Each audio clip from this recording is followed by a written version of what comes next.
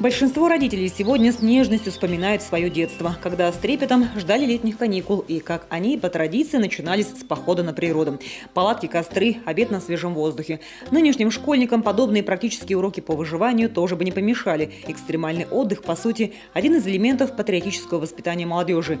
Но сегодня палаточные лагеря оказались под запретом. Помимо того, что мы потеряли огромный, скажем так, материальный вклад, в частности, например, вы приводили пример лагерь Сысола. То есть мы там сделали военно-полевой лагерь, какое-то оборудование, и по всей стране эта история происходит.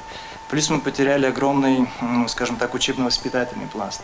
Вот в том же лагере Сысола у нас отдыхали трудные дети, дети тяжелой жизненной ситуации, получали военно-патриотическое воспитание, туристическое и так далее. Вот этот пласт мы потеряли. У Роспотребнадзора своя жесткая позиция. Главный аргумент – дети должны отдыхать в стационарных учреждениях, где все соответствует нормам и правилам, а палаточные лагеря могут быть источником различных заболеваний. Летние площадки с дневным пребыванием детей, туристические походы, палаточные лагеря – это малозатратный отдых. То есть в силу отсутствия финансирования мы таким образом пытаемся поднять уровень охвата детского населения. Так что мы хотим в первую очередь? Давайте для себя определим, что мы хотим в первую очередь сделать. Получить качественный отдых детей или для галочки провести какие-либо мероприятия.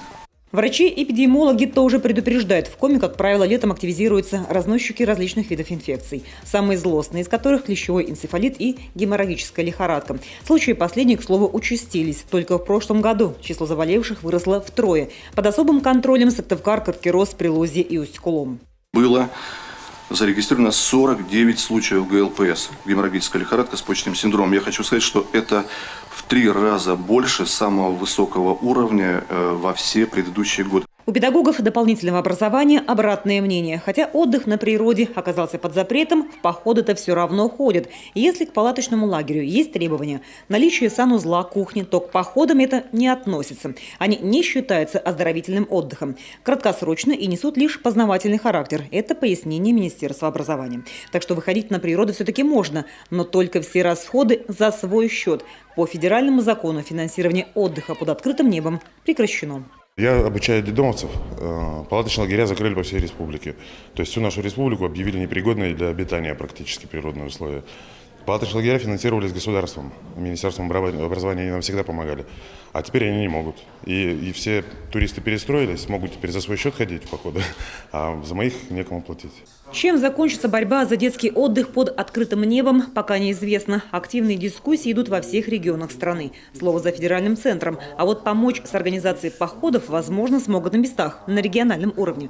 Этот вопрос парламентарии Коми готовы рассмотреть в ближайшее время.